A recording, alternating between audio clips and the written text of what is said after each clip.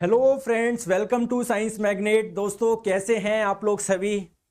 क्या हाल चाल है? तो पिछला चैप्टर पढ़ के आप लोगों को काफ़ी हुआ हो सर, पता नहीं क्या पढ़ लिया, यूपीएससी नेम वगैरह। कोई बात नहीं यार, इतने बड़े सब्जेक्ट में एक दो टॉपिक ऐसे आ जाते हैं जो आप लोगों को डिफिकल्ट लग सकते हैं। कोई बात नहीं, क्या हो गया, उसको एक बार की जगह दो बार पढ़ लेना, और तो क्या होगा।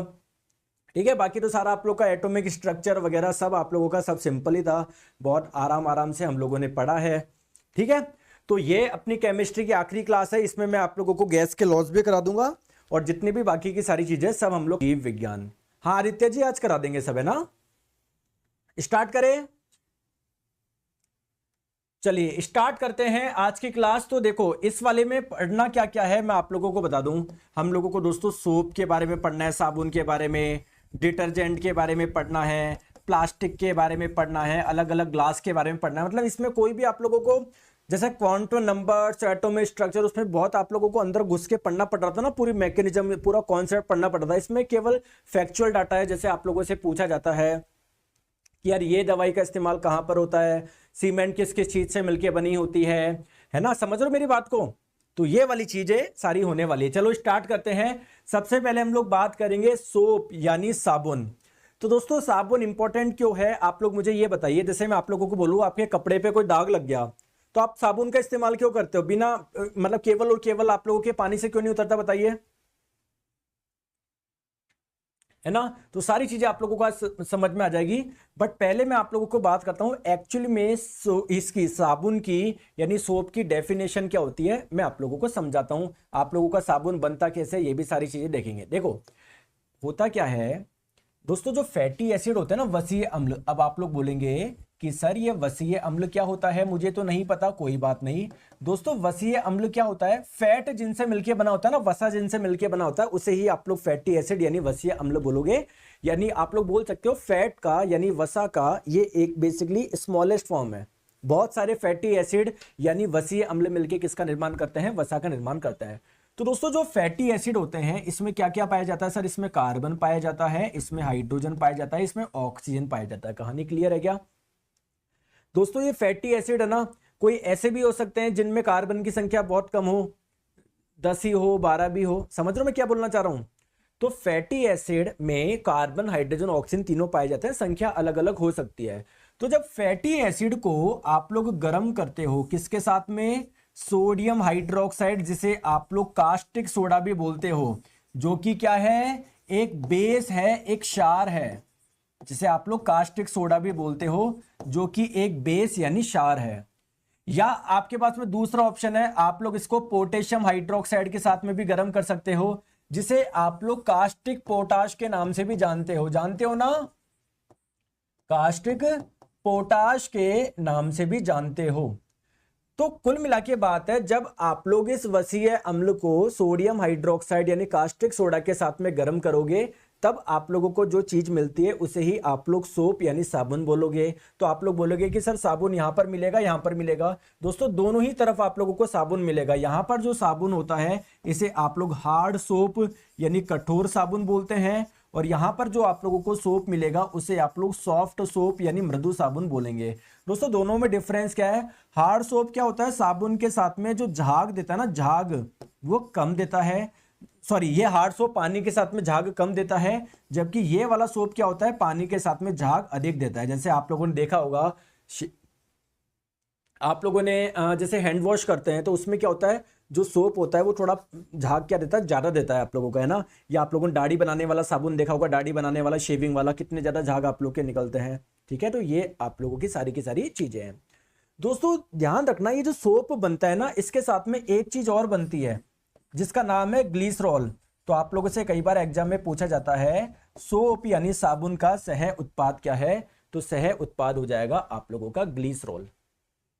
ओके, समझ गए बात को? ठीक है, बात करते हैं अब। सर ये जो आपने बताया है फैटी एसिड वसीय अम्ल, इसके कोई एग्जाम्पल है क्या? बिल्कुल एग्जाम्पल है दोस्तों। आप लोग ओलिक एसिड का इस्तेमाल कर सकते हो, या फिर दोस्तों आप लोग किसका इस्तेमाल कर सकते हो? मैं इधर लिख देता हूं, है ना। एक होता है आप लोगों का स्टीरिक एसिड, है ना, लिख देता हूं इधर, स्टीयरिक एसिड या स्टीरिक अम्ल, है ना। तो अलग अलग प्रकार के फैटी एसिड होते हैं, मोस्ट कॉमन आप लोग के दो इस्तेमाल किए जाते हैं। तो इस आप लोगों को इसको किसके साथ में गर्म करना है, पोटेशियम हाइड्रोक्साइड या आप लोगों को सोडियम हाइड्रोक्साइड के साथ में गर्म करना है।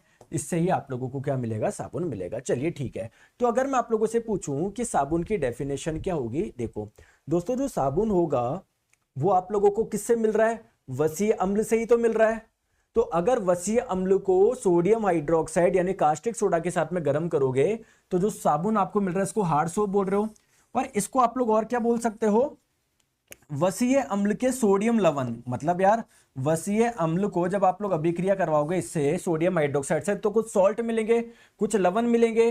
अरे आप लोग जानते हो क्या, अम्ल और क्षार की अभिक्रिया करने पर लवण मिलता है। तो सोडियम हाइड्रोक्साइड एक बेस है ना, क्षार है, ये क्या है, एक अम्ल है। तो अम्ल और क्षार की अभिक्रिया करने पर सॉल्ट मिलेंगे नहीं मिलेंगे, लवण मिलेंगे नहीं मिलेंगे।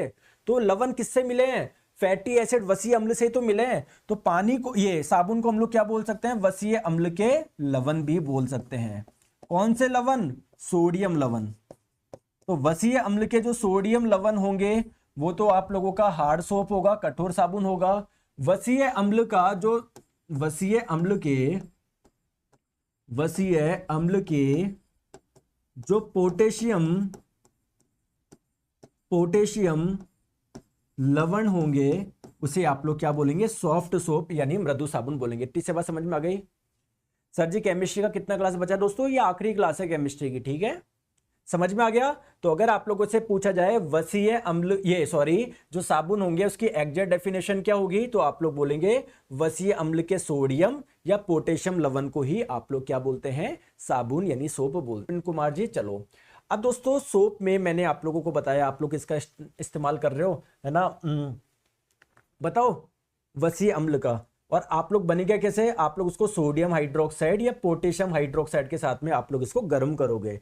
तो दोस्तों इससे जो आप लोगों का सोप बनेगा, जो साबुन बनेगा, है ना, उसकी उस प्रक्रिया को क्या बोलते हो, इस प्रक्रिया को बोलते हो साबुनीकरण यानी सैपोनिफिकेशन। तो अगर आप लोगों से पूछा जाए सैपोनिफिकेशन किसके निर्माण का एक मेथड है, आप लोग बोलेंगे सोप यानी साबुन के निर्माण की। ठीक है दोस्तों, ठीक है, आ जाओ।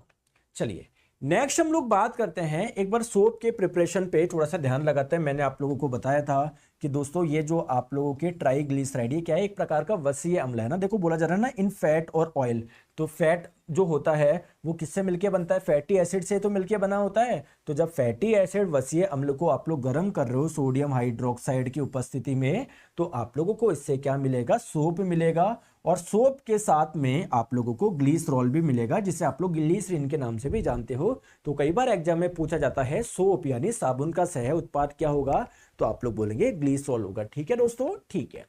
अब हम लोग बात करते हैं कि सर एक चीज मुझे और बताइए। मैंने बोला क्या, बताइए कि सर सोप में कई बार पूछा जाता है कौन सा फंक्शनल ग्रुप पाया जाता है। तो आई होप आपको फंक्शनल ग्रुप का मतलब समझ में आ गया होगा। मैंने पढ़ाया था ना सुबह, अल्कोहल, कीटोन, ईथर। तो दोस्तों ये जो आपका सोप होता है उसमें कार्बोक्सिल ग्रुप पाया जाता है। अब बोलेंगे आप लोग कार्बोक्सिल ग्रुप किसको बोलोगे, अरे मैंने आपको था ना कार्बोक्सिलिक एसिड किसको बोल रहे थे, जहां पर COOH पाया जा रहा था और इससे क्या जुड़ा हुआ था, कोई कार्बन जुड़ा हुआ था। तो यहां पर भी आप लोगों को मिलेगा, तो इसे ही आप लोग है ना कार्बोक्सिल ग्रुप भी बोल सकते हैं। तो देखो यहां पर आप लोगों को कार्बोक्सिल ग्रुप मिल जाएगा। तो सोप साबुन में अगर पूछा जाए कि कौन सा आप लोगों को फंक्शनल ग्रुप यानी क्रियात्मक समूह मिलेगा, आपका आंसर क्या होगा, कार्बोक्सिलिक ग्रुप होगा। चलिए, तो अब आप लोग बात ध्यान रखिए। अगर आप लोगों से कोई पूछे कि जनरल फॉर्मूला बताओ आप लोग सोप का, तो देखो जब आप लोगों ने इस फैटी एसिड की रिएक्शन जब सोडियम हाइड्रोक्साइड या पोटेशियम हाइड्रोक्साइड से आप लोगों ने करवाई, तो आपको जो सोप मिला उसका कोई ना कोई तो फॉर्मूला होगा यार। जैसे मैंने आप लोगों को बोला HCl की अभिक्रिया आप लोगों ने NaOH से करवाई मान लो, तो इससे आप लोगों को कोई ना कोई चीज मिली होगी, उसका कोई ना कोई फॉर्मूला सूत्र तो होगा ना। तो फॉर्मूला क्या होगा, इससे क्या मिलता है, NaCl मिलता है। ठीक है, तो सिमिलरली जब आप लोगों ने सोप बनाया है उसका भी तो कोई ना कोई फॉर्मूला होगा। तो दोस्तों उसका जो जनरल फॉर्मूला होता है वो होता है RCOONA। ये तो होता है हार्ड सोप का। हार्ड सोप कौन सा था, जो आप लोगों का पानी के साथ में झाग कम देता है। एक होता है दोस्तों आप लोगों का जो पानी के साथ में झाग ज्यादा देता है, जैसे आप लोग है ना कहीं पर देखा होगा आप लोगों ने, जो लिक्विड वाला हैंड वॉश होता है ना वो झाग काफी ज्यादा देता है, जबकि जो नॉर्मल अपना साबुन होता है उसको रगड़ोगे आप लोग, वो थोड़ा झाग उतना नहीं देता जितना लिक्विड वाला देता है। तो कुल मिला के हार्ड सोप कौन सा हो जाएगा, जो हमारे घर में होता है ना, सॉलिड स्टेट में जो होता है। सॉफ्ट सोप कौन सा हो जाएगा, जो लिक्विड स्टेट में पाया जाता है। जैसे आप लोग कहीं होटल वगैरह में जाओगे या फिर किसी आप लोग है ना बार्बर के पास में जाओगे, तो उनके पास में देखोगे ना वो, अरे दाढ़ी बनाने की क्रीम नहीं होती क्या, वो लगाते हुए पूरा वो हो जाता है, तो सॉफ्ट सोप बोलेंगे उसको, जो कि लिक्विड स्टेट में पाया जाता है। ठीक है, तो इसका जनरल फॉर्मूला क्या है, RCONA। सर ये R का मतलब क्या है दोस्तों, कार्बन की श्रृंखला। कितने होंगे, 2 होंगे, 4 होंगे, 50 होंगे दोस्तों, डिपेंड करेगा आप लोगों ने कौन सा वसीय अम्ल इस्तेमाल करा है। सिमिलरली सॉफ्ट सोप का क्या हो जाएगा, RCOO के, यहां पर पोटेशियम आएगा, यहां पर सोडियम आएगा। क्लियर है क्या, क्लियर है क्या, समझ में आ गया, ठीक है। अब दोस्तों अगर आप लोग यहां पर देखोगे तो यार यहां पर कुछ लिखा हुआ है हाइड्रोफिलिक, हाइड्रोफिलिक, हाइड्रोफोबिक, इसका मतलब क्या है समझिए। देखो एक्चुअली में प्यारे दोस्तों, जब आप लोग साबुन का इस्तेमाल करते हो तो ये जो आप लोगों का साबुन है ये कई चीजों से, ये आर तो क्या हो जाएगी, कार्बन की श्रृंखला हो जाएगी। ये COO आप लोगों का क्या हो जाएगा, ये क्या करता है, पानी को अट्रैक्ट करता है, मतलब ये पानी की ओर जाता है। अभी मैं आप लोगों को एक काम करूंगा, पूरी मैं बता दूंगा सोप वर्क कैसे करता है, वहां पर मैं बता दूंगा हाइड्रोफिलिक और हाइड्रोफोबिक क्या होता है, बट ये आप लोग ध्यान रखना। क्लियर है क्या, ठीक है। चलिए नेक्स्ट हम लोग बात करते हैं, प्रकृति के आधार पर साबुन के आप लोगों को प्रकार बताने हैं। तो आइए, एक मैंने आपको हार्ड सोप बता दिया, जो हार्ड सोप कौन से होते हैं, जो कि सोडियम सॉल्ट होते हैं फैटी एसिड के। और सॉफ्ट सोप कौन से होंगे, जो पोटेशियम सॉल्ट होंगे, किसके, फैटी एसिड के। तो देखो ये झाग कम देते हैं, जबकि वो झाग आप लोगों का क्या देता है, ज्यादा देता है। अब देखिए एक छोटी सी प्रक्रिया, कि चाहे आप लोगों का हार्ड सोप बने, चाहे आप लोगों का सॉफ्ट सोप बने, दोनों के साथ में ही जो आप लोगों का को प्रोडक्ट होगा वो ग्लिसरॉल होगा। ध्यान रखिएगा, गलती मत कर दीजिएगा, कहां सोचो ग्लिसरॉल केवल हार्ड सोप में मिलता है, दोनों ही जगह आप लोगों का मिलता है। कहानी क्लियर, बस आप लोगों का सॉफ्ट सोप बनाने में आप लोग पोटेशियम हाइड्रोक्साइड का इस्तेमाल कर रहे हो, और आप लोग हार्ड सोप बनाने में सोडियम हाइड्रोक्साइड का इस्तेमाल कर रहे हो। इसको आप लोग कास्टिक सोडा बोलते हो, इसको आप लोग क्या बोलते हो, कास्टिक पोटास के नाम से जानते हो। समझ में आ गई बात को, ठीक है। अब बात आती है कि सर हाउ सोप वर्क, जो सोप होता है साबुन, वो कार्य कैसे करता है।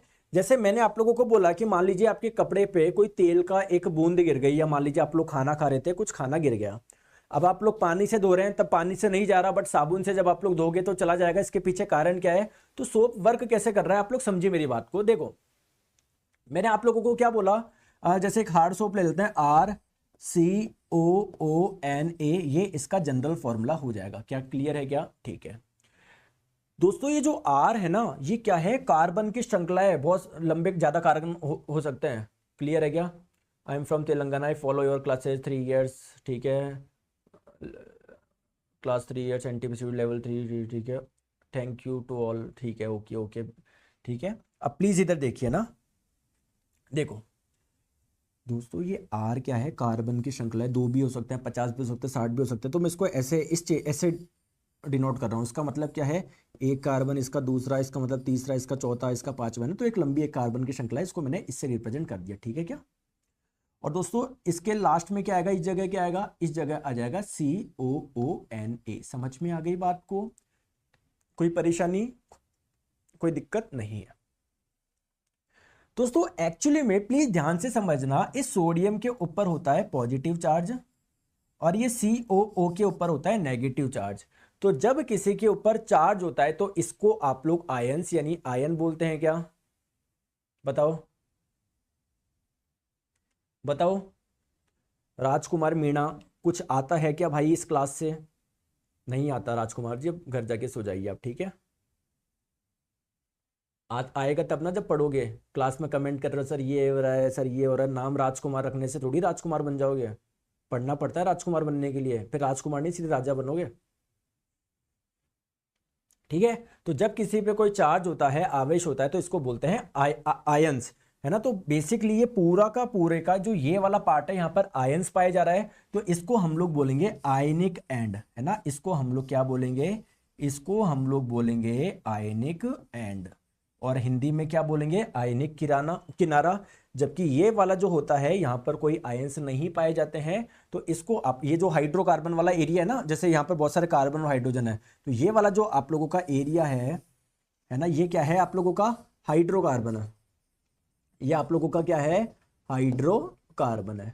अब दोस्तों एक चीज आप लोग समझिएगा, तो ये वाला जो हाइड्रोकार्बन वाला पार्ट है ना, ये पानी की ओर आकर्षित नहीं होता, पानी से दूर भागता है, पानी को प्रतिकर्षित करता है। तो ये वाला जो होता है ना, ये होता है water repelling. Water repelling, repelling का मतलब क्या है, जल को प्रतिकर्षित करने वाला।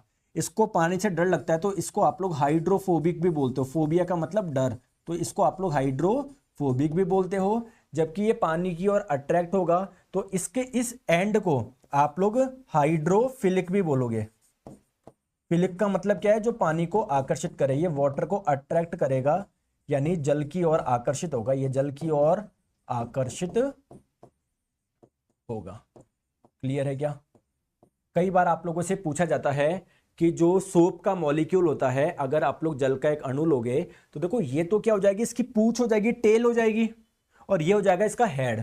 तो आप लोगों से पूछा जाता है सोप का जो मॉलिक्यूल होता है, यानी साबुन का जो अणु होता है, उसका जो हेड होता है, उसका जो सर होता है, वो क्या होता है, सर वो जल को आकर्षित करता है, ये जल की ओर आकर्षित होगा। जबकि दोस्तों जो टेल होगी, जो पूंछ होगी, वो क्या करेगी, वाटर रिपेलिंग होगी, जल से दूर भागेगी, जल से डर लगता है उसको। क्लियर है क्या? क्लियर है क्या? ठीक है, आ जाओ। अब बात करते हैं दोस्तों कार्य कैसे करेगा, तो मैं फिर से एक बार बता देता हूं। ये आप लोगों का सोप का एक मॉलिक्यूल है, इसका जो हेड है ये वाटर लविंग है, जल को प्यार करेगा, जल की ओर आकर्षित होगा। पीछे वाला क्या होगा, ये जल से दूर भागेगा, और जो जल से दूर भागता है वो क्या करता है, ऑयल को अट्रैक्ट करेगा। ठीक है, तो जैसे मान लेते हैं आपके कपड़े पे कोई तेल का बूंद गिर गया, तो तेल में क्या होता है, फैट होता है क्या, या सिंपली ऑयल मान लो, ऑयल है ना, समझ रहे हो। अब आपने क्या डाला, इस पे डाला पानी और इस पे डाला साबुन, अच्छे से रगड़ा, तो दोस्तों होगा क्या, जैसे मान लेते हैं जो ये वाला पार्ट है ना, ये वाला पार्ट है, ये थी गंदगी, इस पे आपने पानी डाल दिया और क्या डाल दिया, सोप लगा रहे हो। तो सोप के दो पार्ट होते हैं, एक तो हेड वाला और ये क्या होता है, टेल वाला, पूंछ वाला। तो जो टेल वाला पार्ट होता है ना, ये किसको आकर्षित करेगा, ये जल से दूर की ओर भागेगा। ये किसकी तरफ आएगा, ये उस गंदगी की तरफ आएगा, ऑयल की तरफ आएगा। तो ये पूंछ तो आ गई ऑयल की तरफ, पूंछ आ गई ऑयल की तरफ, पूंछ आ गई ऑयल की तरफ, पूंछ आ गई ऑयल की तरफ, पूंछ आ गई ऑयल की तरफ, पूंछ आ गई ऑयल की तरफ। तो ये आप लोगों का ऐसे हो जाएगा। क्लियर है क्या? क्लियर है? और जो ये हेड वाला पार्ट है ना, देखो ये पीछे वाला तो जा रहा है ऑयल की तरफ, और ये ऑयल से दूर भागेगा, तो ये ऑयल से दूर ऐसे बन जाएगा ये।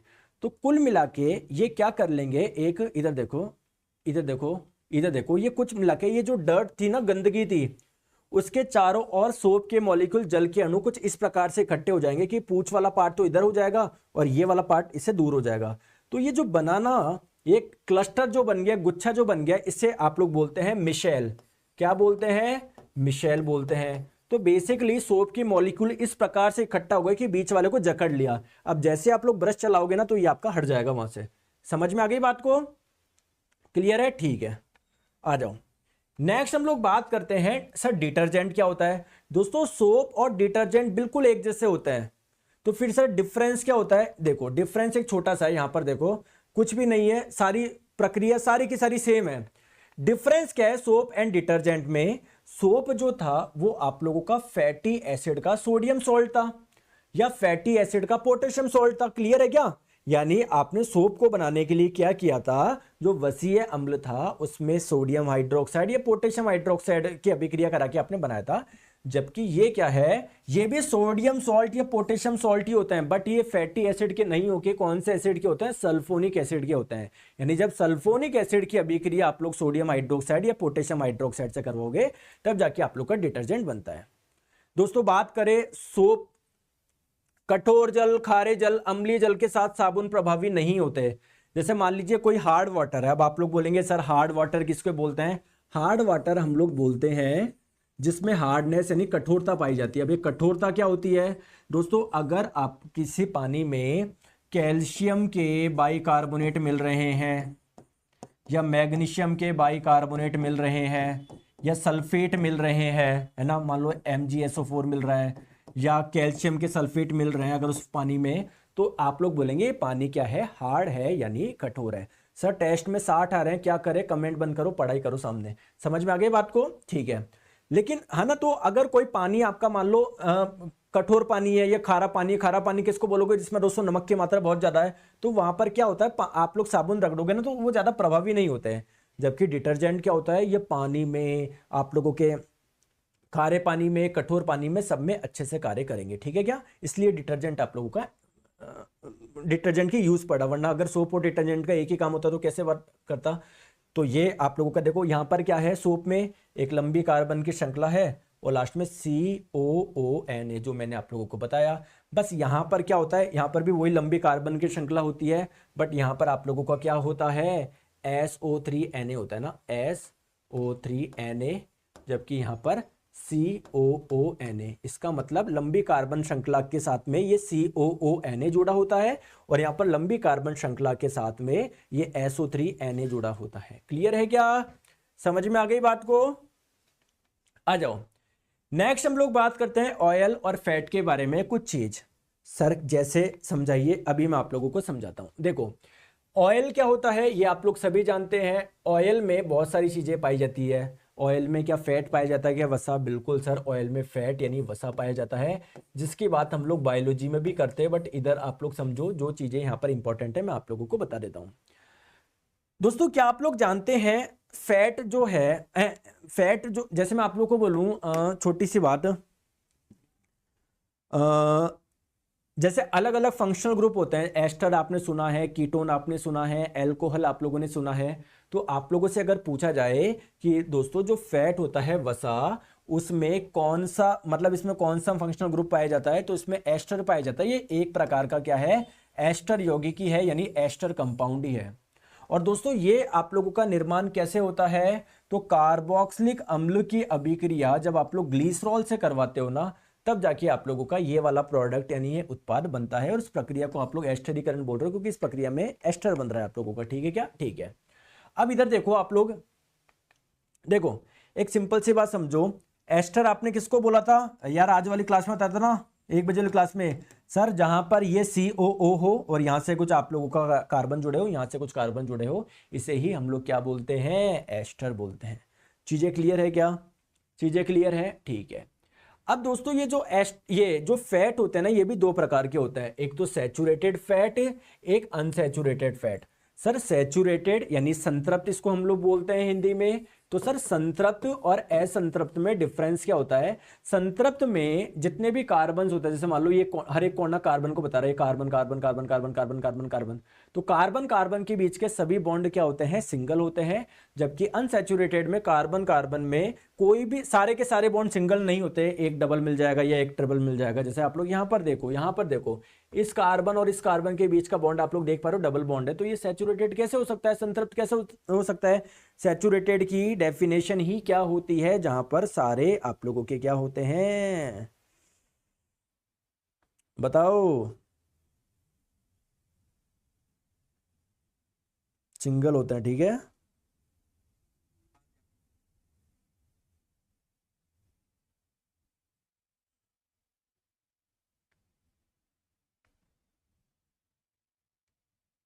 चलिए ठीक है, आ जाओ नेक्स्ट बात करते हैं, ऑयल और फैट में डिफरेंस क्या है। देखिए देखो ऑयल और फैट में डिफरेंस क्या है दोस्तों। ऑयल आप लोगों को जनरली कहां से मिलता है, जनरली कहां से मिलता है, प्लांट से मिलेगा। जैसे चाहे नारियल का तेल हो, चाहे सरसों का तेल हो, चाहे जैतून का तेल हो, सारे आप लोगों को कहां से मिलते हैं, इसके सोर्स क्या है, मेनली प्लांट है। जबकि फैट आप लोगों को कहां से मिलता है, मेनली एनिमल से मिलता है। प्लांट में पाया जाता है लेकिन कम मात्रा में, एनिमल में पाए जाने वाला जो फैट होता है, मतलब एनिमल में आप लोग को ज्यादा फैट मिलेगा। बात करते हैं कि दोस्तों जो ऑयल होता है ये भी फैटी एसिड से मिलकर बना होता है, ठीक है। जो फैट होता है ऑब्वियसली बात है, ये भी फैटी एसिड से मिलकर बना होता है, मतलब ऑयल में आप लोग का फैट पाया जाता है। ऑयल ऑयल में होता है ना, वो फैट पाया जाता है, बट जो फैट होता है वो फैटी एसिड से मिलकर बना होता है। तो इसमें पाए जाने वाले फैटी एसिड और उसमें पाए जाने वाले फैटी एसिड थोड़े से अलग होते हैं। जैसे जो फैटी एसिड वसी अम्ल ऑयल में पाए जाते हैं वो अनसैचुरेटेड होते हैं। अनसैचुरेटेड का मतलब क्या है, जहां पर कार्बन कार्बन के बीच के सभी बॉन्ड सिंगल नहीं है, डबल बॉन्ड हो या ट्रिपल बॉन्ड हो। फैट्स की अगर हम लोग बात करें, ये जो आप लोगों को एनिमल से मिल रहा है वो आप लोगों का सैचुरेटेड होता है। सैचुरेटेड का मतलब क्या है, जहां पर कार्बन कार्बन के बीच में पाए जाने वाला सभी बॉन्ड क्या होता है, सिंगल होता है। अगर हम लोग बात करें बॉन्डिंग, तो यहां पर एक भी डबल बॉन्ड नहीं मिलेगा, यहां पर आप लोग को डबल बॉन्ड मिल जाएगा, तभी तो वो आप लोग का अनसैचुरेटेड है। दोस्तों रूम टेम्परेचर पे ये वाला जो आप लोगों का होगा अनसैचुरेटेड फैट जिसकी हम लोग बात कर रहे हैं, ये आप लोगों को लिक्विड स्टेट में मिलेगा जनरली, जबकि वो आप लोग को सॉलिड स्टेट में मिलेगा। बायोलॉजी में हम लोग इसमें डिटेल, ठीक है सर आज 1 बजे क्लास कम समझ में आई, कोई बात नहीं दोस्तों, एक बार देख लीजिएगा। देखो कई कई टॉपिक होते हैं जो आप लोग को हार्ड लगते हैं, कोई बात नहीं। इनका मेल्टिंग पॉइंट कम होता है तभी तो तरल अवस्था में हो गए, मतलब 20 डिग्री सेल्सियस पे तरल में आ गए। वो ठोस अवस्था में क्यों पाए जा रहे हैं, क्योंकि उनको और टेम्परेचर देना पड़ेगा, इसलिए वो ठोस अवस्था में पाए आ जाओ। नेक्स्ट हम लोग बात करते हैं मेडिसिन। सर मेडिसिन के बारे में क्या पढ़ना है, आप लोगों से पूछा जाता है इस वाली मेडिसिन का इस्तेमाल कहाँ पर होता है, ये मेडिसिन, इस मेडिसिन का क्या काम है, ये किस प्रकार की मेडिसिन है। तो आइए सबसे पहले हम लोग बात करते हैं एंटीपायरेटिक। दोस्तों पायरेट, देखो आपको पता हो तो एक इंस्ट्रूमेंट होता है जिसका नाम है पायरोमीटर, जो क्या करता है, बहुत ज्यादा टेम्परेचर का मेजरमेंट करता है। जब बहुत ज्यादा टेम्परेचर होता है ना भट्टियों वगैरह का, तो उसका मेजरमेंट किया जाता है पायरोमीटर से। तो एंटीपायरेटिक का मतलब क्या है, जो टेम्परेचर को कम करे, जो आपकी बॉडी के टेम्परेचर को कम करे। आपकी बॉडी का टेम्परेचर ज्यादा है, इसका मतलब आपको फीवर है, तो जो मेडिसिन फीवर को कम करती है उसे ही हम लोग एंटीपायरेटिक बोलते हैं। जैसे दोस्तों इसको हम लोग बात करें, इस वाली चीज को है ना हम लोग और किस नाम से जानते हैं, पायरेक्सिया या पायरेसिस।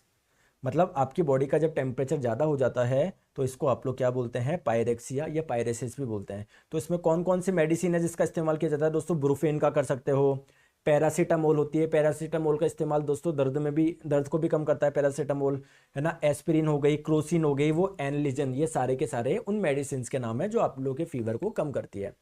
नेक्स्ट हम लोग बात करते हैं पीड़ाहारी, जिसे आप लोग इंग्लिश में एनाल्जेसिक्स बोलते हो, है ना, मतलब पेन किलर, जो आपकी पेन को कम करे। तो बेसिकली आप लोग पेन किलर को ही और किस नाम से जानते हो, एनाल्जेसिक्स के नाम से जानते हो, है ना। तो इसमें होती है मॉर्फिन, जैसे मॉर्फिन में आप लोग को पता ही नहीं पड़ेगा, आप लोग के दर्द का एहसास हो रहा है। पैरासीटामोल भी आप लोग के दर्द को कम करती है, एस्पिरिन, आइबुप्रोफिन, ये आप लोगों को कुछ एग्जाम्पल ध्यान रखना है। नेक्स्ट हम लोग बात करते हैं एंटीबायोटिक। दोस्तों एंटीबायोटिक आप लोग किसको बोलते हैं, जो आपकी बॉडी में सूक्ष्म जीवों की वृद्धि होने से रोके। जनरली किसके लिए होती है, बैक्टीरिया के लिए होती है। तो आपकी बॉडी में अगर मान लीजिए कोई बैक्टीरियल इन्फेक्शन हो गया तो उनकी ग्रोथ को रोकने के लिए आप लोग एंटीबायोटिक का इस्तेमाल करते हो, ठीक है क्या। तो जैसे एजिथ्रोमाइसिन एक एंटीबायोटिक है ना, ये क्लिंडामाइसिन ये एक एंटीबायोटिक है, ये एमोक्सिसिलिन ये एक एंटीबायोटिक है। समझ गए बात को, ठीक है। राधा कृष्णा ढाला जी, सर इंग्लिश में लिखिए। राधा कृष्णा जी इसको इंग्लिश में भी यही बोलते हैं, मॉर्फिन, इसको पैरासीटामोल ही बोलते हैं, एस्पिरिन ही बोलते हैं ना। चलिए नेक्स्ट हम लोग बात करते हैं एंटीसेप्टिक। दोस्तों एंटीसेप्टिक आप लोग किसको बोलते हैं, जैसे मान लीजिए आपके कहीं पर कट लग गया, ये चोट लग गई, तो यार वहां पर कोई माइक्रोब, कोई है ना सूक्ष्म जीव आके बैठ के वहां का इन्फेक्शन नहीं कर दे, तो उसके लिए आप लोग क्या करते हो, पहले ही एंटीसेप्टिक लगा लेते हो, जिससे वहां पर कोई भी जर्म यानी कोई भी आप लोग का सूक्ष्म जीव वहां पर ग्रोथ नहीं कर पाए। तो ऐसी दवाई को आप लोग बोलते हो एंटीसेप्टिक। जैसे आयोडीन टिंचर है, क्या आप लोग जानते हो आयोडीन टिंचर कैसे बनता है, मैं आपको बताता हूं। आयोडीन टिंचर बनता कैसे है, जब आप लोग एल्कोहल में आयोडीन मिलाते हो ना, तो ये आप लोगों का बनता है आयोडीन टिंचर, और इसका इस्तेमाल होता है एज अ एंटीसेप्टिक। और किसका इस्तेमाल होता है, हाइड्रोजन परऑक्साइड। दोस्तों इसका फॉर्मूला आप लोग याद रखोगे H2O2। दोस्तों फिनॉल का फॉर्मूला याद रखोगे C6H5OH। इन सभी का इस्तेमाल कहां पर होता है, एंटीसेप्टिक में। दोस्तों जो डिटॉल आप लोग यूज करते हो उसका भी इस्तेमाल किस में होता है, एंटीसेप्टिक में होता है। क्लियर है। चलिए नेक्स्ट हम लोग बात करते हैं ट्रैंकुलाइजर। सर पेनिसिलिन क्या है, दोस्तों पेनिसिलिन जो होती है वो भी एक एंटीबायोटिक होती है। क्लियर है, ठीक है। ट्रैंकुलाइजर की अगर हम लोग बात करें, ट्रैंकुलाइजर का मतलब क्या होता है, प्रशांतक। मतलब वो किसी को बहुत ज़्यादा स्ट्रेस वगैरह हो तो ये ट्रैंकुलाइजर है ना, उसको थोड़ा नॉर्मल लाने के लिए, बहुत ज़्यादा सिर घूम रहा है, समझ रहे हो ना, ट्रैंकुलाइजर बेहोश करने की दवाई, कुल मिला के बात ये है।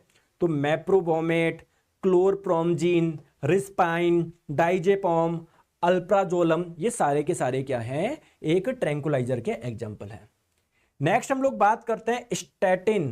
सर ये स्टैटिन क्या होता है? दोस्तों अगर आप लोगों के ब्लड में कोलेस्ट्रॉल की मात्रा ज़्यादा हो जाती है तो उसको कम करने के लिए ली जाने वाली दवाई को ही आप लोग स्टैटिन बोलते हो। और स्टैटिन के कुछ एग्जाम्पल हो जाएंगे लव स्टैटिन, प्रवास्टैटिन और सिम्वास्टैटिन। लास्ट में सब में स्टैटिन स्टैटिन आ रहा है। क्लियर है? चलिए नेक्स्ट हम लोग बात करते हैं ऑरल कॉन्ट्रासेप्टिव यानी गर्भ निरोधक। कुल मिला के बात है दोस्तों ऐसी दवाइयाँ जो प्रेगनेंसी होने से बचाती है ना, लेडी को प्रेग्नेंट होने से बचाती है। चलिए तो इसके सर एग्जांपल बताइए। अब देखो इसमें बहुत इंपॉर्टेंट चीज़ ध्यान समझिएगा, ये जो भी मैं आपको रियल में बताऊं, अगर आप कोई भी ऐसे व्यक्ति को जानते हैं जो इसका कंज्यूम कर रहा है, चाहे वो कोई भी हो, है ना, कोई भी, इवन आप भी कोई मैरिड वगैरह हो, तो मैं आपको बिल्कुल रिकमेंड करूंगा कभी भी इन वाली मेडिसिन का कंजम्पशन ना करें। There are chances that you will not be pregnant again in life. हो सकता है जीवन भर कोई भी प्रेग्नेंट ना हो, अगर इन दवाई को अगर कोई कंज्यूम करता है तो देर आर चांसेस कि वो वापस प्रेग्नेंट ना हो पाए जीवन भर। तो बिल्कुल भी ये वाली दवाई का कंजम्पशन करे ही नहीं। ये आप लोगों की बॉडी में यूटेरस जो गर्भाशय होता है, जो हम लोग बात करेंगे बायोलॉजी जब हम लोग पढ़ेंगे, इतना ज़्यादा फर्क पड़ता है ना। क्योंकि देखो आपकी बॉडी में जो फीमेल बॉडी होती है उनमें एक हार्मोन निकलता है जिसको हम लोग बोलते हैं प्रोजेस्टेरोन हार्मोन। दोस्तों प्रोजेस्टेरोन हार्मोन क्या करता है? प्रेगनेंसी को मेंटेन रखने में मदद करता है। अब ये जो दवाई होती है ना, ये क्या करता है? एक हार्मोन बनाता है जिसका नाम है प्रोजेस्टिन। ये प्रोजेस्टिन हार्मोन क्या करता है? इस प्रोजेस्टेरोन के लेवल को कम करता है जिससे प्रेगनेंसी मेंटेन रह ही नहीं पाए। समझ रहे हो बात को?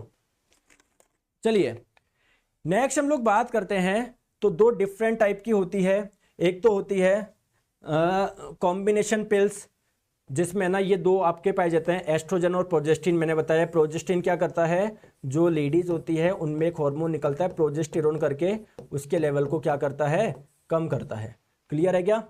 दूसरी होती है आप लोगों की progestin only pills are also called the mini pill. इसमें क्या होता है? They are better for some women such as those who are breastfeeding और have a history of blood clots and stroke and shouldn't take oestrogen. देखो मतलब ये क्या होती है, देखो समझो, एक तो वॉली हो गई जिसमें इन दोनों का मिक्सचर होता है, किसका? प्रोजेस्टिन का, एस्ट्रोजन का। एक होती है जिसमें केवल और केवल प्रोजेस्टिन का होता है, जिसको मिनी पिल के नाम से भी जानते हो। मिनी पिल क्यों बोल रहे हो यार, इसको बड़ी क्यों बोलोगे? क्योंकि इसमें दो पाए जा रहे हैं, इसमें केवल एक चीज पाई जा रही है। तो ये बेसिकली उनके लिए अच्छा होता है जिनके थोड़ा ब्लड क्लॉटिंग वगैरह में कुछ प्रॉब्लम होती है, क्योंकि एस्ट्रोजन क्या होता है, थोड़ा और बढ़ा देगा ब्लड क्लॉटिंग वगैरह की प्रॉब्लम। ठीक है, that's why this is good, है ना। चलिए हाँ, तो इसका एग्जाम्पल क्या कौन सा हो जाएगा? लेवेनोजेस्ट्रल इसका एग्जाम्पल हो जाएगा। नेक्स्ट है पॉलीमर। दोस्तों पॉलीमर आप लोग किसको बोलते हो? कोई भी कुछ भी, मतलब पॉलीमर कुछ भी नहीं है। देखो जैसे मोतियों की माला है, वो बहुत सारे मोतियों से मिलकर बनी हुई होती है ना, तो उसको आप लोग पॉलीमर बोल दो, बहुलक बोल दो। बहुलक आप लोग किसको बोलोगे? जो बहुत छोटे छोटे यूनिट इकाइयों से मिलकर बनता है उसको आप लोग पॉलीमर यानी बहुलक आप लोग बोलते हैं। इतनी सी क्लियर है? जो वो एक यूनिट होती है इसे आप लोग क्या बोलते हैं? इसे हम लोग बोलेंगे सर मोनोमर, और हिंदी में आप लोग इसको क्या बोलेंगे? एकलक बोलेंगे। समझ में आ गई बात को? तो पॉलीमर क्या होता है? जब कोई बहुत छोटी छोटी चीज मिलके कोई एक बड़ी चीज बनाती है तो उसे बोलते हैं पॉलीमर यानी बहुलक। इस प्रोसेस को आप लोग बोलते हैं पॉलीमराइजेशन यानी बहुलीकरण। जैसे मैं आप लोगों को बात बताऊं कि जो डीएनए होता है, चलो डीएनए छोड़ो, आप लोग प्रोटीन खाते हो ना, प्रोटीन। अरे जो आप लोग प्रोटीन खाते हो ना, वो भी बहुत छोटी छोटी चीज से मिलके बना होता है ना, वो भी बहुत छोटी छोटी चीज से मिलके बना होता है। तो कुल मिला के प्रोटीन भी तो आप लोगों का एक पॉलीमर हो गया। बिल्कुल। तो जिन छोटी चीज से मिलके बना होता है उसको मोनोमर यानी एकलक बोलेंगे। प्रोटीन के एकलक का नाम है अमाइनो एसिड, क्योंकि बहुत सारे अमाइनो एसिड मिलकर प्रोटीन का निर्माण करते हैं। बायोलॉजी में पढ़ेंगे, हालांकि बायोलॉजी का है ये, ठीक है।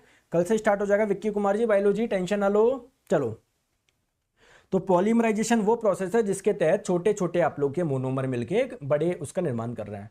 बात करते हैं दोस्तों नेक्स्ट प्लास्टिक की। दोस्तों प्लास्टिक भी एक प्रकार का बहुलक है। बहुलक का मतलब क्या है? ये भी बहुत छोटी छोटी चीजों से मिलके बना हुआ है। तो अगर बात करें प्लास्टिक की खोज किसके द्वारा हुई थी, तो ये हुई थी क्रिश्चियन शॉनबेन के द्वारा। चलिए अब बात आती है कि सर प्लास्टिक के भी कुछ टाइप होते हैं कि बिल्कुल, प्लास्टिक आपके दो प्रकार के होते हैं। एक तो होता है थर्मोसेटिंग प्लास्टिक और एक होता है थर्मोप्लास्टिक। दोस्तों थर्मोसेटिंग का मतलब क्या है? जिसकी सेटिंग हो गई, can only be moulded once, जैसे कुछ प्लास्टिक होते हैं जिनको आप लोग गर्म करके उसकी शेप बदल सकते हो, ठीक है, तो उसको आप लोग बोलेंगे थर्मोप्लास्टिक। और कुछ प्लास्टिक ऐसे होते हैं जिनके आप लोग शेप बार बार चेंज नहीं कर सकते गर्म करके, उसको बोलते हैं थर्मोसेटिंग। तो थर्मोसेटिंग के दो एग्जांपल याद रखिएगा, कौन कौन से, बेकेलाइट और मेलामाइन। जबकि आप लोगों का थर्मोप्लास्टिक कौन सा होगा, जिसमें आप लोग चेंज कर सकते हो, गर्म करके चेंज कर सकते हो, ठीक है। चलिए अब दोस्तों पॉलीमर जो होता है ये आपके दो टाइप के, मतलब ये सॉरी प्लास्टिक जो होता है वो दो टाइप के होता है ना, पॉलीमर टाइप नहीं, इसको प्लास्टिक टाइप करो, ठीक है ना। तो मैंने आप लोगों को क्या कर दिया, हाँ ठीक है, तो ये मैंने बता दिया थर्मो आप लोग किसको बोलेंगे, जहां पर आप लोग गर्म करके वापस आप लोग चेंज कर सकते हो, है ना, जैसे उसकी शेप चेंज कर सकते हो, जैसे पॉलिस्टर हो गया, पॉलीस्टायरीन हो गया, ठीक है ना, ये सारे के सारे इसके एग्जांपल है, नाइलॉन इसका एग्जांपल हो जाएगा। चलो तो थर्मोप्लास्टिक के कुछ मैं आप लोगों को एग्जांपल बताता हूँ। थर्मोप्लास्टिक कौन से होंगे, जिसका आप लोग बार बार गर्म करके जिनकी शेप को आप लोग चेंज कर सकते हो, ठीक है। सारा मैं बोल रहा हूँ सारा फैक्चुअल, कुछ भी इसमें कॉन्सेप्ट है ही नहीं यार दोस्तों, आप पढ़ लोगे किसको बताओ, जो चीजें सीधे वो पढ़ा दो जो आपको समझ में नहीं आएगी, बस रीडिंग लगानी, इसमें कुछ भी नहीं है, ये चैप्टर रीडिंग का इसमें कुछ है ही नहीं। जैसे पॉलीएथिलीन, जिसे आप लोग पॉलीथीन भी बोलते हो, मार्केट में जो आप लोग पॉलीथीन लेते हो ना, वो एक प्रकार का क्या है, पॉली प्लास्टिक है, मतलब उसका गर्म करके शेप बदल सकते हो। और दोस्तों मैंने आपको बताया जितने भी प्लास्टिक होते हैं वो बहुत छोटे छोटे यूनिट से मिलकर बने होते हैं, तो यार ये भी बहुत छोटे छोटे यूनिट से मिलकर बना होगा। तो पॉलीएथिलीन, पॉलीएथिलीन किसको, उसका नाम है, पॉलीथीन का ही दूसरा नाम है पॉलीएथिलीन। तो पॉली का मतलब बहुत सारा, एथिलीन यानी बहुत सारे एथिलीन से मिलके जो बनता है, ठीक है। तो पॉलीएथिलीन या पॉलीथीन का मोनोमर पूछे तो आप लोग बोलेंगे एथिलीन। क्लियर है क्या। चलो सर पढ़ाओ, कोई बात नहीं, रवि कुंतल जी ने बोला है पढ़ाओ, तो बिल्कुल पढ़ाएंगे भैया, रवि कुंतल जी ने बोला है। तो अब आप लोग मुझे बताओ कि जो पॉलीथीन होता है उसका इस्तेमाल कहाँ पर होता है, तो आप लोगों को पता है पॉलीथीन का इस्तेमाल कहाँ पर होता है, टॉयज बनाने में भी होता है। अब आप लोग ये ना सोचो कि सर पॉलीथीन का इस्तेमाल टॉयज बनाने में होता है, बिल्कुल बनता है यार। जो टॉयज होते हैं, खिलौने होते हैं, क्या उसमें इसका पॉलीथीन का निर्माण नहीं होता क्या, बिल्कुल होता है। आप लोग दोस्तों कोई कैरी बैग वगैरह बनाने में होता है, हालांकि इसको यूज़ नहीं करना चाहिए because you all know that is not disposable. चलिए दोस्तों पीवीसी जिसकी फुल फॉर्म है पॉली वाइनिल क्लोराइड, दोस्तों ये भी आप लोगों का एक बहुलक है। बहुलक क्यों है, क्योंकि पॉली वाइनिल क्लोराइड ये बहुत सारे वाइनिल क्लोराइड से मिलके बनता है, ठीक है। अब ये पीवीसी का इस्तेमाल कहाँ पर होता है दोस्तों, पीवीसी के पाइप वगैरह बनते हैं, है ना, आपके घर में पाइप वगैरह होंगे दोस्तों जो पीवीसी के बने होंगे। ब्लड स्टोरेज जो बैग्स होते हैं वो बनते हैं पीवीसी के, खिलौने भी बनते हैं। क्लियर है क्या। चलिए नेक्स्ट हम लोग बात करते हैं पॉलीस्टायरीन। पॉली बहुत सारे, स्टायरीन आप जानते हो है ना, एक कंपाउंड है, तो बहुत सारे स्टायरीन से मिलके जो बनता है इसको पॉलीस्टायरीन बोलते हैं। सर पॉलीस्टायरीन का यूज कहां पर है, फूड का जो कंटेनर होता है, ठीक है। क्लियर। हाँ तो बस इसको रीडिंग करना, इसमें कुछ भी नहीं है, मतलब ऐसा कुछ कॉन्सेप्ट लगे इन रहा है इसमें, देखो नाम और कुछ भी नहीं है। देखो इसमें एक भी चीज मैंने क्लास स्टार्टिंग करने से पहले ही बता दिया था, बस इसको रीडिंग करनी है, कुछ है ही नहीं इसमें। जैसे कुछ पॉलीमर्स होंगे जो आपको नेचुरली मिलेंगे, है ना, मतलब नेचुरल का मतलब जो आपको इस एनवायरनमेंट से मिल रहा है, प्लांट से मिल रहा है या एनिमल से मिल रहा है। कुछ ऐसे पॉलीमर है जो बनाए गए हैं, कुछ है जो मिल तो नेचुरल रहे हैं बट उसमें आप लोग कुछ चेंज कर रहे हो। क्लियर है क्या। तो यार आप रीडिंग कर सकते हो यार आप, ठीक है।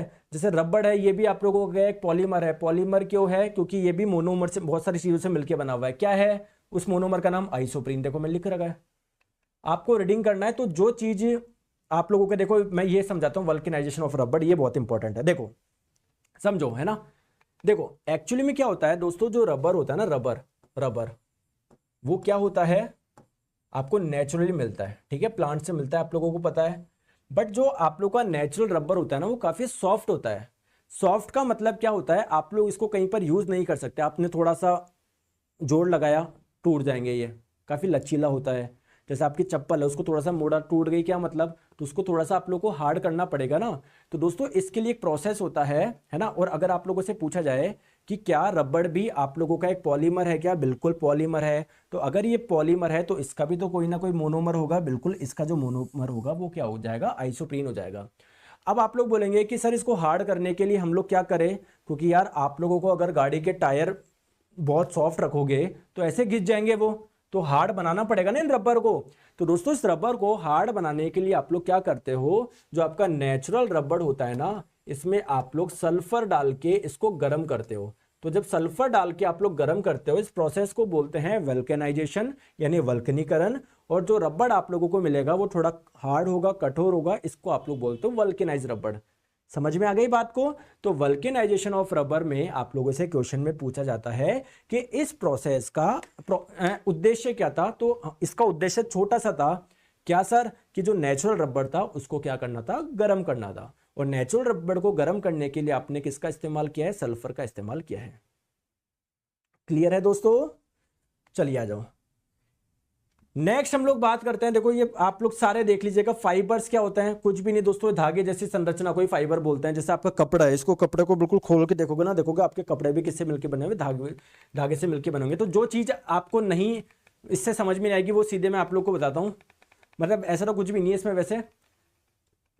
ये देखो सीमेंट क्या होता है, सीमेंट बस इन चीज़ों से मिलकर बना होता है। क्या होता है सीमेंट, लाइम किसको बोलते हैं, कैल्शियम ऑक्साइड को, सिलिका डाइऑक्साइड को, है ना।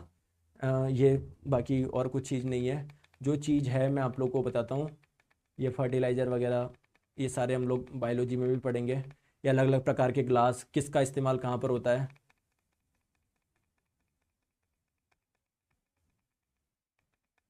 हाँ दोस्तों, गैस के नियम मैं आप लोगों को पढ़ा रहा हूँ, जो आप लोगों को खुद से पढ़ने में दिक्कत आएगी, आ भी जाएगी तो आप लोगों को चीज़ें थोड़ी सी रटनी पड़ेगी, है ना। बट आप लोगों को रटने की जरूरत नहीं है, तो मैं सीधे आप लोगों को पढ़ा देता हूं। नरेंद्र सिंह जी बोल रहे हैं क्लास बंद कर दो, हम तो पढ़ लेंगे। कोई बात नहीं, नरेंद्र जी गुस्से हो गए, चलो वापस पढ़ा दे नरेंद्र जी। नरेंद्र जी गुस्सा हो जाते हैं, नरेंद्र जी हमारे प्यारे से दोस्त हैं सर, वापस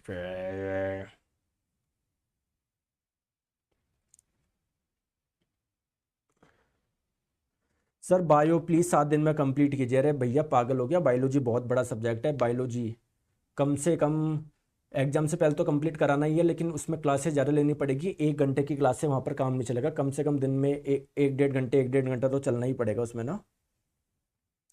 इसमें कितने क्वेश्चन आएंगे दोस्तों, 1-2 क्वेश्चन आ जाएंगे और बहुत सिंपल आपके आएंगे। कोई उसमें कोई हार्ड नहीं है। आप लोगों से सिंपली पूछ लेगा कि जो कांच होता है, ये वाला कांच का इस्तेमाल कहाँ पर होता है। या आप लोगों से सिंपली पूछ लेगा जैसे पॉलीथीन है, इसके मोनोमर यानी एक लग का नाम बताओ। या आप लोगों से पूछ लेगा कि जो सोप होता है, हार्ड सोप जो होता है, या सिंपली सोप का सह उत्पाद क्या होता है। या आप लोगों से पूछेगा हार्ड सोप और सॉफ्ट सोप में डिफरेंस क्या है ना। और आप लोगों से क्या पूछ सकता है, जैसे जो सोप का मॉलिक्यूल है उसका जो हेड होगा वो हाइड्रोफिलिक होगा या हाइड्रोफोबिक होगा। ऐसे क्वेश्चन आप लोगों से एग्जाम में पूछे जाते हैं।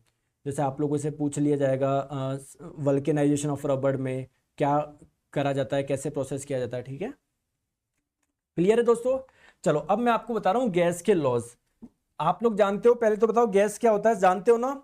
हाँ सर हम लोग जानते हो, जो मैटर होता है, जो पदार्थ होता है, जो द्रव्य होता है, वो आप लोग का 3 अवस्था में पाया जाता है ना। सॉलिड यानी ठोस अवस्था, लिक्विड यानी तरल, गैस एक गैसीय अवस्था। समझ में आ गई बात को, ठीक है सर।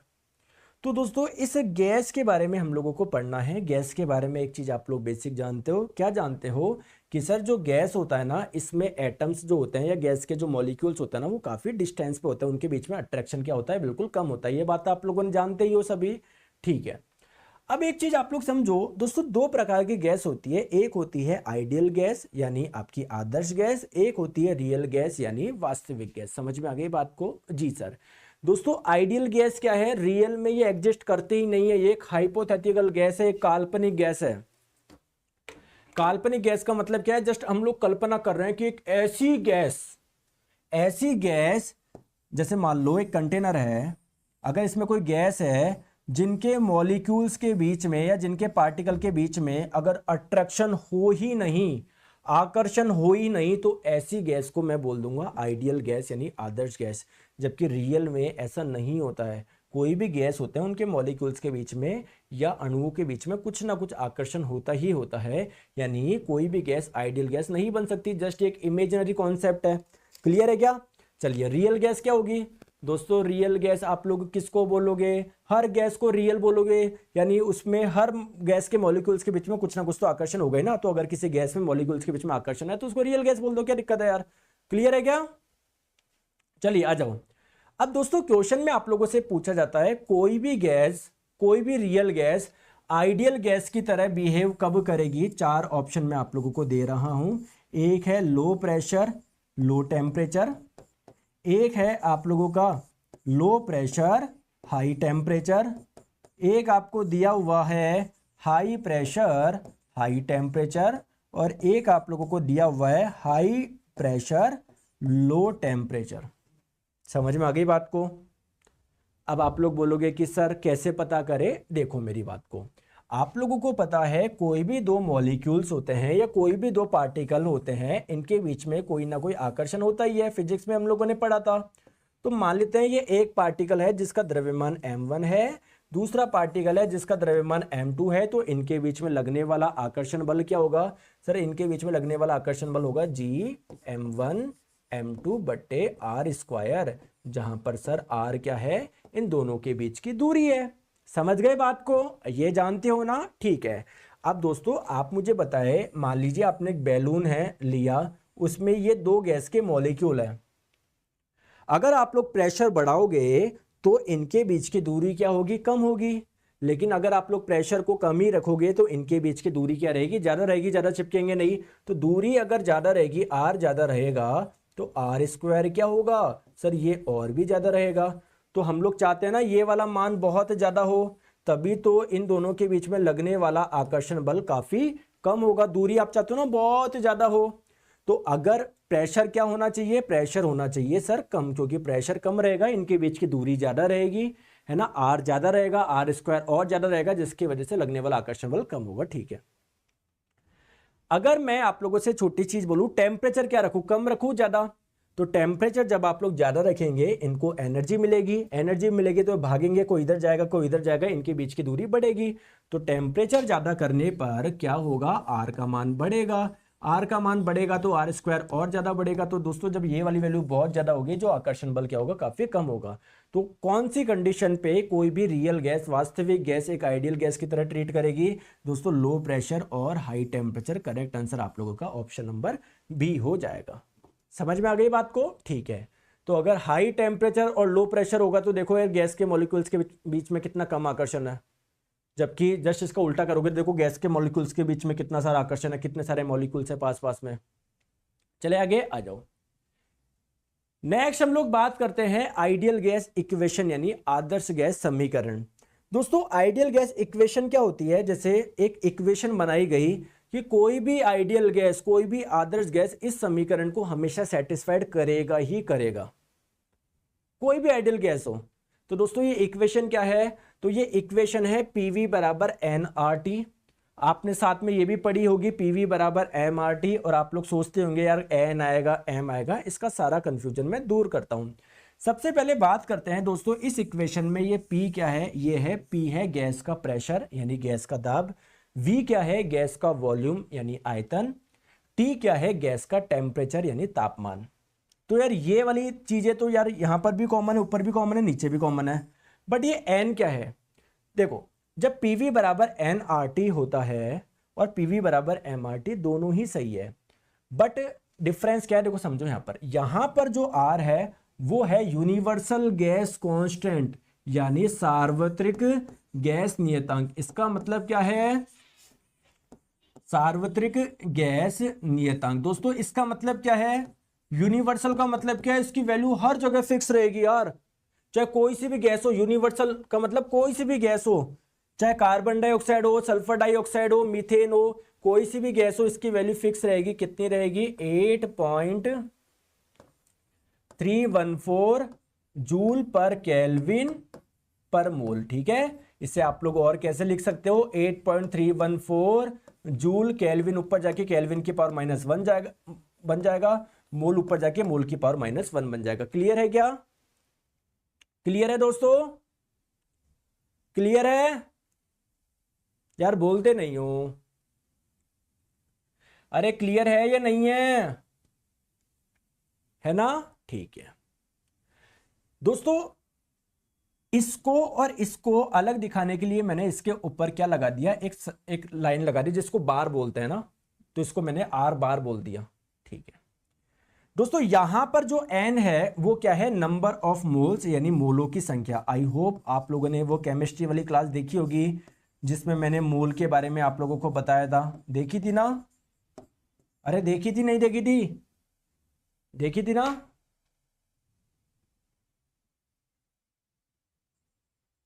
क्लियर है? ठीक है दोस्तों, यहां पर जो इस वाले इक्वेशन में आर है वो है कैरेक्टरिस्टिक गैस कांस्टेंट। कैरेक्टरिस्टिक का मतलब क्या है? अरे बताओ, चारित्रिक गैस नियतांक।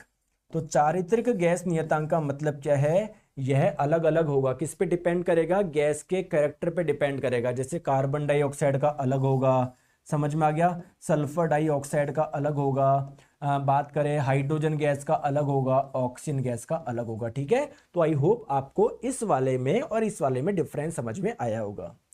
सर इसके साथ में जो m है वो क्या है? m है मास ऑफ गैस, यानी गैस का द्रव्यमान, यानी गैस का द्रव्यमान।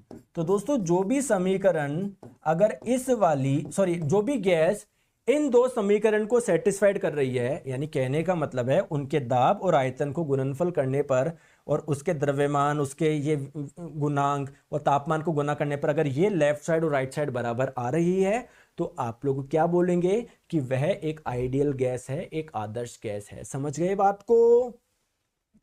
जैसे आप लोग बोले सर नहीं समझ में आया, मेरे को थोड़ा सा समझाइए। जैसे मैंने आप लोगों को बोला कि कोई एक गैस है, ठीक है, इसका प्रेशर है मान लो 10 पास्कल, मान लो इसका आयतन है 2 मीटर क्यूब, मान लो इसके 3 मोल मैंने लिए हैं, मान लो इसका टेम्परेचर भी कितना है, 20 केल्विन है।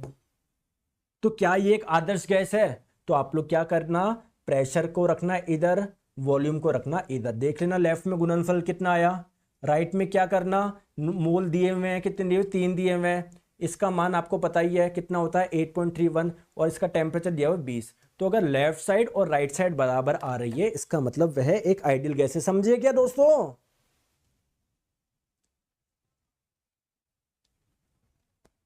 अरे समझ गए क्या?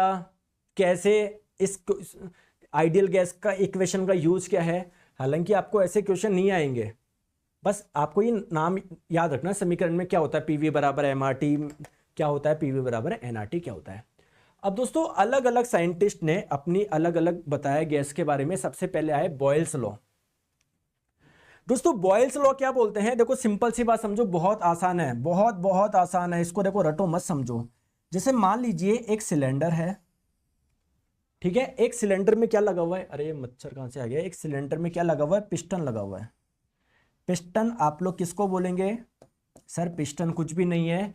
जब पिस्टन नीचे आएगा ना तो इसके अंदर की जो गैस होगी वो कंप्रेस होगी, संपीड़ित होगी।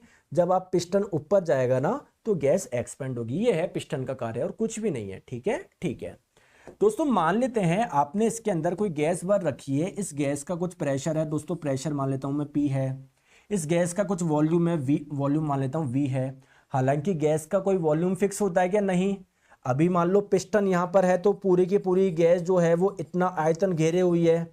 मान लो अगर पिस्टन ऊपर जाता है तो आयतन ये हो जाएगा। समझ गए बात को? लेकिन फिर भी अभी जो आयतन है, इस वाली स्टेट में जो आयतन है उसको मैंने V मान लिया। इस गैस का जो टेम्परेचर है इसको मैंने T मान लिया। इस गैस का जो द्रव्यमान है उसको मैंने M मान लिया। क्लियर है? तो आइडियल गैस इक्वेशन होती है ना PV बराबर mRT।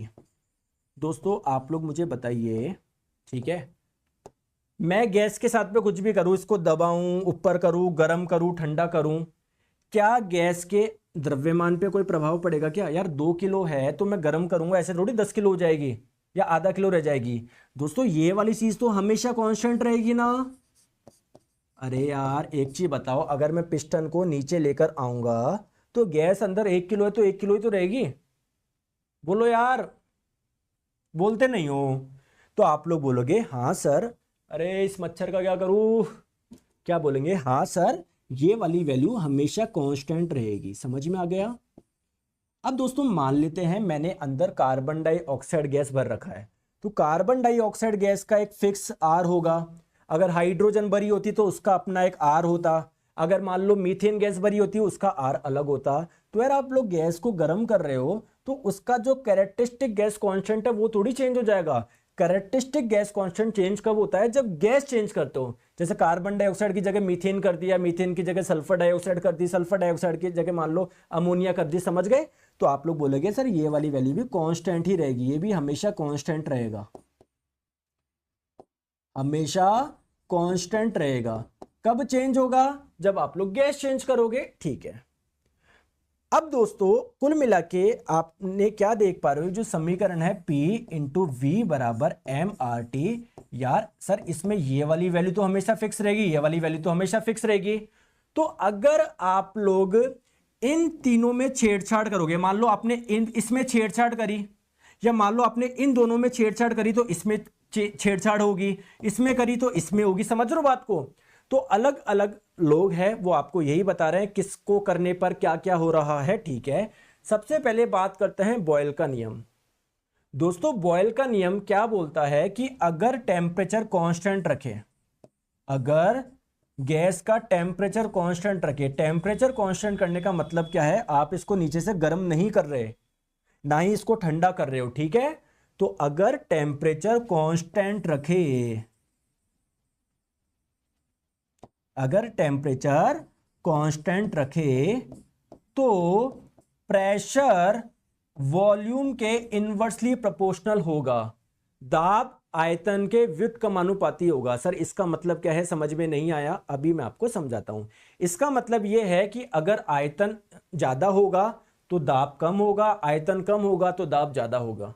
किस वाली कंडीशन में, जब टेम्परेचर आप लोग कांस्टेंट रखे तो। सर नहीं आया समझ में, समझाओ, ठीक है समझो। इधर देखो आपने टेम्परेचर कांस्टेंट रख दिया, देखो इसको जला नहीं रहे, टेम्परेचर फिक्स है, मान लो जो भी है 300 केल्विन वगैरह फिक्स है।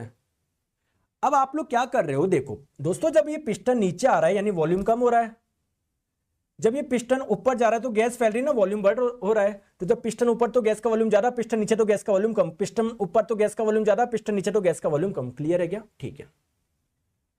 तो यार आप लोग क्या देख रहे हो, मैंने यहां पर एक मान लो मैनोमीटर लगा दिया। दोस्तों मैनोमीटर क्या होता है, जो प्रेशर का मेजरमेंट करता है, ठीक है। दोस्तों मैंने क्या देखा, जब ये पिस्टन ऊपर जा रहा है ना तो प्रेशर कम हो रहा है, पिस्टन ऊपर जा रहा है तो प्रेशर कम हो रहा है, पिस्टन ऊपर जा रहा है ना तो प्रेशर कम हो रहा है, पिस्टन ऊपर जा रहा है ना तो प्रेशर कम हो रहा है। और पिस्टन ऊपर जा रहा है, पिस्टन ऊपर जाने का मतलब क्या है, वॉल्यूम बढ़ना। तो कुल मिला के जब वॉल्यूम बढ़ रहा है ना, जब वॉल्यूम बढ़ रहा है तो प्रेशर कम हो रहा है। देखो जब वॉल्यूम बढ़ रहा है तो प्रेशर कम हो रहा है, तो यही बताता है बॉयल्स का नियम। तो अब सर इसको याद कैसे रखें, देखो इसको एक ट्रिक से याद रखो, बीटी। बीटी का मतलब क्या है, बॉयल्स लॉ में क्या चीज कांस्टेंट रहती है, टेम्परेचर कांस्टेंट रहती है। बस आपको ये ध्यान रखना है, कुछ भी ध्यान नहीं रखना, प्रेशर वॉल्यूम के इनवर्सली प्रोपोर्शनल होता है, कुछ भी नहीं। तो फिर सर हमने यही ध्यान रख के थोड़ी काम चलेगा, एग्जाम में पूछा जाएगा तो मैं क्या करूंगा। तो देखो आप लोगों को पता है पीवी बराबर होता है mRT, होता है ना, होता है ना। दोस्तों ये वाली चीज फिक्स रहेगी, कांस्टेंट रहेगी, ये वाली चीज कांस्टेंट रहेगी। अगर आप टेम्परेचर को भी कांस्टेंट रख रहे हो तो इसका मतलब क्या आया, P इंटू वी बराबर कांस्टेंट।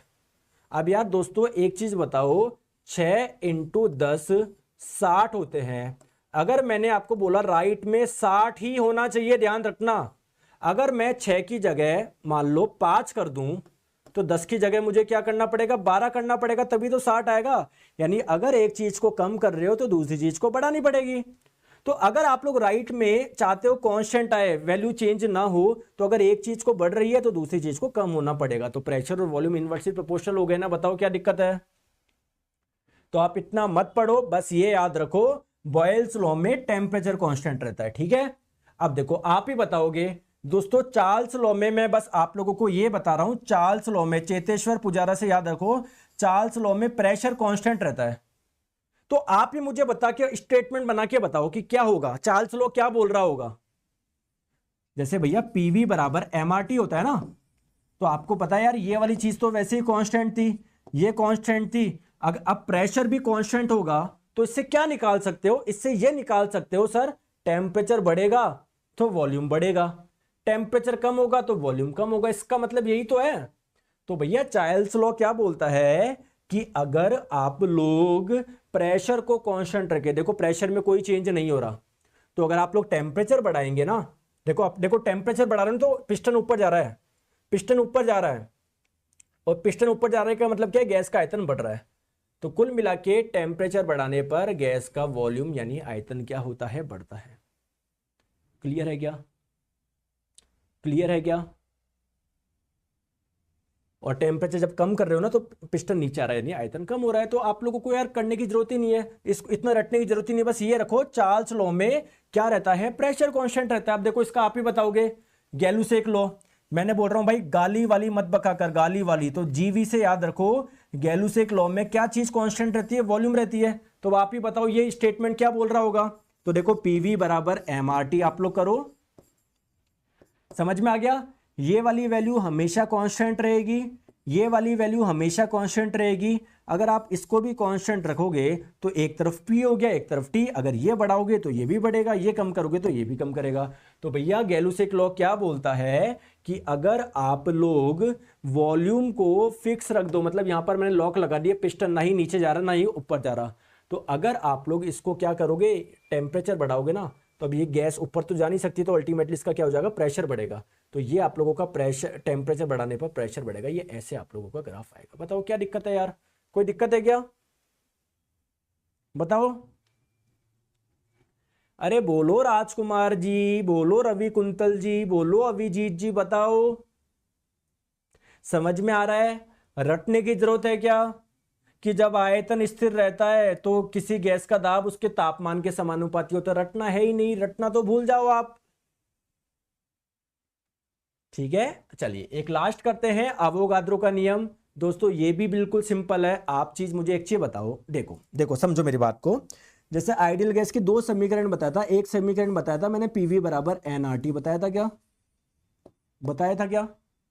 तो दोस्तों कोई एक कंटेनर है जिसमें मैंने मान लीजिए कोई गैस ली, जिसका प्रेशर P1 है, जिसका वॉल्यूम V1 है, जिसका टेम्परेचर T1 है, और जिसके मान लो नंबर ऑफ मोल्स जो लिए ना आपने, 2 मोल 4 मोल कुछ भी लिए, मैंने N1 मान लिया। दोस्तों कोई दूसरी गैस ली जिसका प्रेशर आप लोग P2 मान लो, जिसका वॉल्यूम V2 मान लो, जिसका टेम्परेचर T2 मान लो, और नंबर ऑफ मोल्स मान लो N2।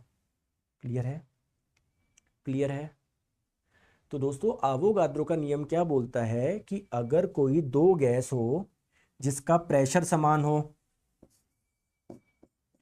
अगर उनका वॉल्यूम सेम हो, अगर उनका टेम्परेचर सेम हो, तो नंबर ऑफ मोल्स भी समान होंगे। दोस्तों कोई कुछ खतरनाक चीज बता दी क्या, नहीं सर यार, आप लोग यहां से देखो, इसको मैं आर को क्या लिख सकता हूं, या आर बार को मैं क्या लिख सकता हूं, आर बार को मैं लिख सकता हूं P इंटू वी बट्टे एन इंटू टी। क्लियर है क्या, ऐसा लिख सकता हूं, लिख सकता हूं। दोस्तों ये वाली वैल्यू तो सभी गैस के लिए फिक्स रहेगी क्योंकि ये यूनिवर्सल गैस कांस्टेंट है। तो अगर फॉर एग्जांपल इस वाली गैस का ये आर बार कैसे निकालोगे, P1 V1 N1 T1, और इसका P2 V2 N2 T2। तो दोस्तों अगर ये वाली वैल्यू सेम रख दी, ये वाली वैल्यू सेम रख दी, ये वाली वैल्यू सेम रख दी, तो N1 N2 तो समान आएंगे ही आएंगे यार, क्या है इसमें। सर आवोगाद्रो सिंपल बता दो, एलपी में गलत हो गया था। वो दोस्तों सिंबल आवोगाद्रो का नहीं होता, वो आर्मस्ट्रॉन्ग का होता है, ठीक है। आर्मस्ट्रॉन्ग का होता है सिंबल, ये ए उसके ऊपर छोटा सा डॉट, और आर्मस्ट्रॉन्ग का मतलब होता है 10⁻⁻10 मीटर। आपसे या तो आवोगाद्रो नंबर पूछा होगा, तो आवोगाद्रो नंबर मैं आप लोगों को बता ही चुका हूं, ये जो 6.023 इंटू 10⁻23 होता है ना, इसे ही हम लोग आवोगाद्रो नंबर बोलते हैं।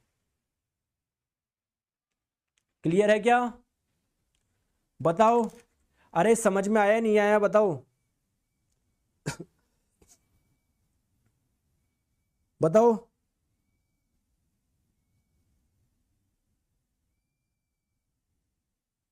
चले आगे।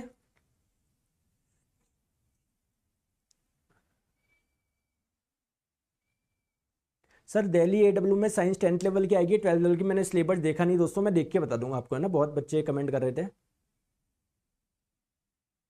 ठीक है। चले आगे। सर ड्रग में मेडिसिन आप प्रिया जी जब आप पढ़ना देखो, कुछ दिक्कत ही नहीं आने वाली, कुछ भी नहीं है। एंटीपायरेटिक, एंटीबायोटिक, इनका क्या क्या काम होता है आप लोग को बताइए, बस नाम सब पढ़ने हैं आपको, है ना। चलो हाँ, अब बात करते हैं, चले। अच्छा, आवोगाद्रो प्रतीक पूछा, अच्छा मतलब समझ गया मैं आप क्या पूछना चाह रहे हो। आवोगाद्रो सिंबल की अगर बात करें तो वो ये सिंबल होता है आप लोगों का, ठीक है, ये एन और उसके छोटे नीचे ये आवोगाद्रो नंबर होता है ना, उसका सिंबल ये होता है ये, ठीक है, समझ में आ गया। चले आगे, चलो आ जाओ। अब दोस्तों ये तो इसका एक प्रकार हो गया, इसको दूसरी और किस लैंग्वेज में बोला जा सकता है, देखो ये देखो इन्होंने क्या लिखा है, सभी गैसों के समान आयतन, समान ताप और दबाव पर अणुओं या मोलों की संख्या समान होती है। सिंपल सी बात है, अगर भैया दो गैस के प्रेशर सेम है, वॉल्यूम सेम है, टेम्परेचर सेम है, तो उनके क्या होंगे, नंबर ऑफ मोल भी समान होंगे। अब देखो एक सिंपल सी बात क्या है यहां पर, देखो अगर इसको मैं दूसरे प्रकार से पूछ रहा हूं, देखो एक बार ग्राफ मिटा रहा हूं फिर आप ग्राफ समझेंगे। दोस्तों मैंने आप लोगों को बोला कि एक गैस है जिसका प्रेशर P1 है, जिसका वॉल्यूम V1 है, एक दूसरी गैस है जिसका प्रेशर P2 है, वॉल्यूम V2 है, दोनों के प्रेशर और वॉल्यूम सेम है, इसका PV मान लेता है, इसका भी P और V मान लेता हूं, ठीक है। कोई दिक्कत, कोई परेशानी, कोई है क्या, नहीं। या दोस्तों थोड़ा सा उल्टा कर लेते हैं ना, थोड़ा सा उल्टा कर लेते हैं, प्लीज आप लोग समझिएगा मैं क्या बोलना चाह रहा हूं, बहुत अच्छा क्वेश्चन पूछना चाह रहा हूं, प्लीज समझिएगा। मैंने आप लोगों को बोला कि कोई दो गैस है, इसको मैं बोल देता हूं गैस नंबर 1 और इसको बोल देता हूं गैस नंबर 2। प्लीज ध्यान से समझिएगा, मैंने बोला दोनों गैस के प्रेशर सेम है, मान लेते हैं इसका प्रेशर P है, इसका भी प्रेशर P है, दोनों गैस के टेम्परेचर सेम है, इसका टेम्परेचर T है, इसका टेम्परेचर भी T है। कोई दिक्कत है क्या? मैंने आपको बोला इसका वॉल्यूम V1 है, इसका वॉल्यूम V2 है। अगर अगर अगर अगर अगर अगर अगर V2 ज्यादा है V1 से, यानी इस वाली गैस का आयतन ज्यादा है किससे, इससे, तो मोल्स की संख्या किसकी ज्यादा होगी, इस वाले की है इस वाले की? वैसे तो कॉमन सेंस वाला क्वेश्चन है, बट फिर भी यार आप लोग देखो इधर, देखो फिर भी आप देखो, देखो सिंपल सी बात है, आप लोगों को पता है दोनों गैस का ये वाला मान सेम रहेगा, P इंटू वी बट्टे एन इंटू टी, ठीक है। तो इसका P, इसका V कितना है V1, इसका नंबर ऑफ मोल मुझे नहीं पता है N1 मान लो, इसका टेम्परेचर मान लो T, इसका प्रेशर P हो गया, इसका वॉल्यूम V2 हो गया, इसके नंबर ऑफ मोल आप लोग मान लो N2 और इसके टेम्परेचर को मान लो आप T। क्लियर है क्या? तो आपने क्या कर दिया, ये बराबर कर दिया। आपने क्या बोला, दोनों के टेम्परेचर सेम है, हटाया, दोनों के प्रेशर सेम है, हटाया। अब क्या हो रहा है आप लोग यहां पर देखो, V1 और V2 का जो अनुपात होगा वो किसके बराबर आ रहा है, N1 बाय N2 के बराबर आ रहा है। इसका मतलब क्या है, देखो V1 बाय V2 यानी कुल मिला के वॉल्यूम जो है वो डायरेक्टली प्रोपोर्शनल है ना नंबर ऑफ मोल के। समझ रहे हो कि अगर ये N1 वाली चीज ज्यादा होगी तो ये वाली चीज भी तो ज्यादा होगी। तो कुल मिला के अगर कोई दो गैस है जिसका प्रेशर समान है, जिसका तापमान समान है, तो वॉल्यूम उसका ज्यादा होगा जिसके नंबर ऑफ मोल्स ज्यादा होंगे, ठीक है। तो इसलिए मैंने बोला कि वॉल्यूम जिसके नंबर ऑफ मोल ज्यादा होंगे, अमाउंट ऑफ सब्सटेंस ज्यादा होगा, पदार्थ की मात्रा ज्यादा होगी, उसका क्या होगा दोस्तों, वॉल्यूम ज्यादा होगा। सिंपल सी बात है ना। नहीं दोस्तों ये होगा सिंबल, है ना रवि कुंतल जी, ये होगा सिंबल, अवोगाद्रो नंबर का सिंबल ये होता है आपका। क्लियर है क्या? NO नहीं होगा, ये वाला होगा ऊपर जो मैंने लिखा है ना, यही होगा। तो दोस्तों ये अपनी केमिस्ट्री रसायन विज्ञान पूरी